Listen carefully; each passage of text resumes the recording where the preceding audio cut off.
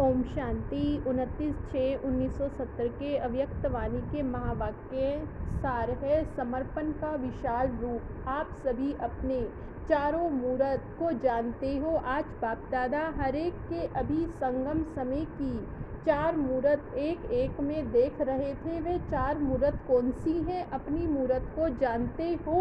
यह सब जो वर्णन किया ऐसी मूर्त अब बनी नहीं हो, वह बन गई हो। कब बनेंगे? लास्ट सो फास्ट जाएंगे ऐसा सोचा है, लेकिन लास्ट समय फास्ट जा सकेंगे। जितना बहुत समय से अपने को सफलता मूर्त बनाएंगे, उतना ही बहुत समय वहाँ संपूर्ण राज्य के अधिकारी बनेंगे। समझो, अगर कोई बहुत समय से सफलता मूर्त नहीं बनते तो उसी अनुसार राज्य का अधिकार भी थोड़ा समय ही मिलता है, संपूर्ण समय नहीं मिलता। जो बहुत समय से संपूर्ण बनने के पुरुषार्थ में मगन रहते हैं, वही संपूर्ण समय राज्य के अधिकारी बनते हैं। चार मूर्त कौन सी देख रहे हैं? यह भी संपूर्ण बनने का लक्ष्य है। एक तो देख रहे हैं ज्ञान मूर्त, गुण मूर्त, दान मूर्त और संपूर्ण सफलता मूर्त। सुनाया था ना, सर्विस करना अर्थात माँ दानी बनना है। हरेक की ये चार मूर्त देख रहे। चार मुख का भी गायन है। एक मूर्त में चार मूर्त का साक्षात्कार कराना है सभी को। अगर एक मूर्त भी कम है तो वहाँ भी इतनी कमी पड़ जाती है। जैसे यहाँ साथ में ले जाने वाला सामान बुक कराते हैं तो वहाँ मिल जाता है, ऐसे ही यहाँ भी बुकिंग ऑफिस है। जितना यहाँ बुक करेंगे उतना वहाँ प्राप्ति होगी। यही सोचो कि चार ही मूर्त बने, चार मुखी बने हैं। जितना यहाँ अपनी मूर्त में सर्व बातें धारण करेंगे, उतना ही भविष्य में राज्य तो मिलेगा ही। लेकिन द्वापर में जो आपकी जड़ मूर्तियाँ बनेंगी, वे इस संगम की मूर्तियाँ परमान ही बनेंगी। समझा है?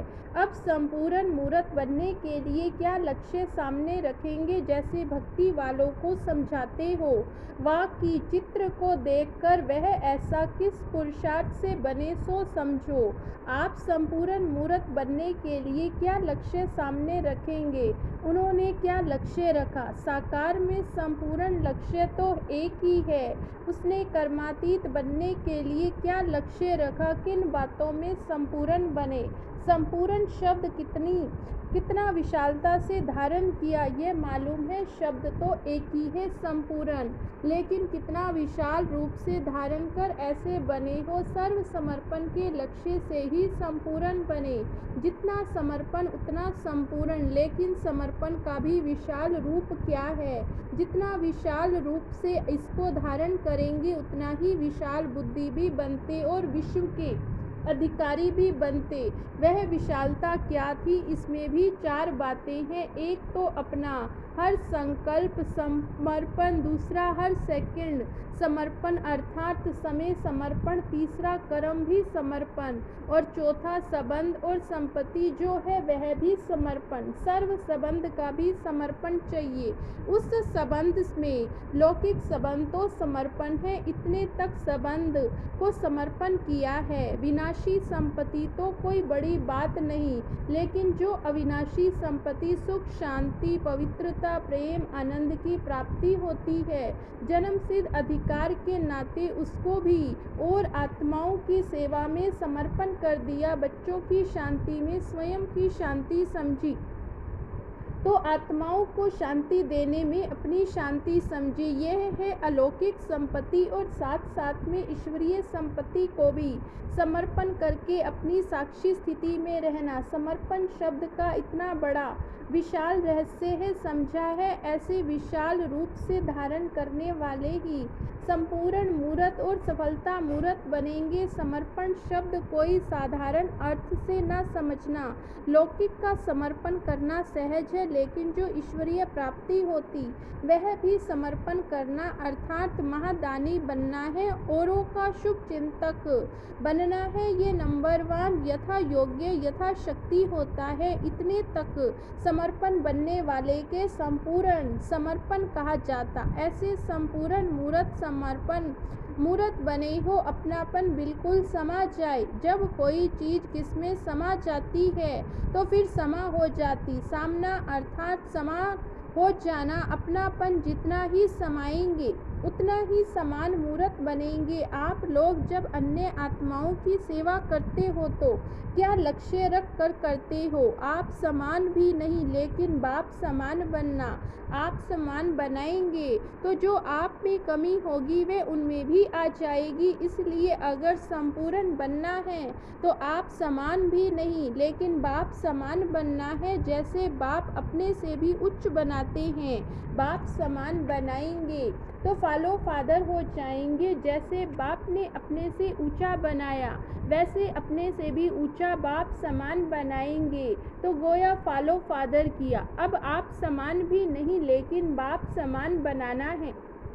अगर आपने लक्ष्य ही आप समान बनाने का रखा तो उन्हों की तो बहुत कमी रह जाएगी, क्योंकि लक्ष्य ही आपने इतना रखा है। इसलिए लक्ष्य सदैव संपूर्णता का रखना है। जो संपूर्ण मूर्त प्रत्यक्ष प्रख्यात हो चुके हैं उसका लक्ष्य नहीं रखना।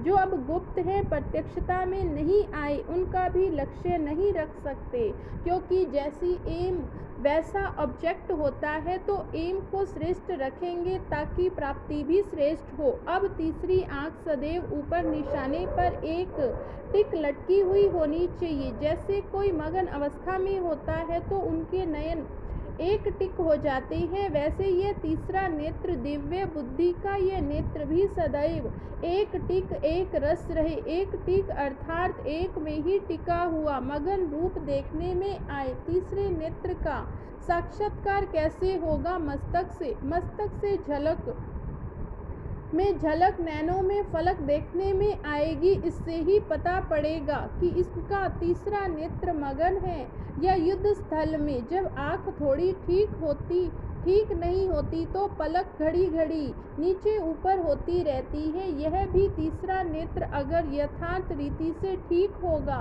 अर्थात दिव्य बुद्धि यथार्थ रीति से स्वच्छ होगी तो एक टिक होगा। आँख में कोई किचड़ा आदि पड़ जाता तो क्या होता है? पलकें हिलने लगती हैं। किचड़े की निशानी है हिलना, यथार्थ तंदुरुस्ती की निशानी है स्थिर हो जाना। वैसे ये तीसरा नेत्र सदैव एक टिक हो। यह साक्षात्कार आपके मस्तक से होगा, नैनों से होगा तो चेक करो। हमारा तीसरा नेत्र जल्दी जल्दी बंद होता है और खुलता है, वह सदैव खुला ही रहता। कोई भी याद में मस्त हो जाते तो भी आंखें एक टिक हो जाती हैं। यह भी संपूर्ण स्थिति में वह टिक सकेगा जो एक की याद में मगन होगा नहीं तो नैनों के मुहाफिक बंद होते खुलते रहेंगे, एक टिक नहीं हो सकेंगे। अगर कोई किचड़ा हो तो जल्दी निकालो, नहीं तो हंसी की बात सुनाए। समझो आपका कोई साक्षात्कार करता है, आपकी मूर्त नीचे ऊपर होती रहेगी तो क्या साक्षात्कार करेंगे? जैसे फोटो निकालने के समय हिलना बंद कराते हैं तो अगर हिला तो फोटो खराब, वैसे ही आपकी अवस्था हिलती रहेगी तो क्या साक्षात्कार होगा? जैसे फोटो निकालते समय अपने को कितना स्थिर करते हो, वैसे ही सदैव समझो हमारे भगत हर समय हमारा साक्षात्कार कर रहे हैं। साक्षात्कार मूर्त अर्थात स्थिर मूर्त होंगे, नहीं तो भक्तों को साक्षात्कार स्पष्ट नहीं होगा।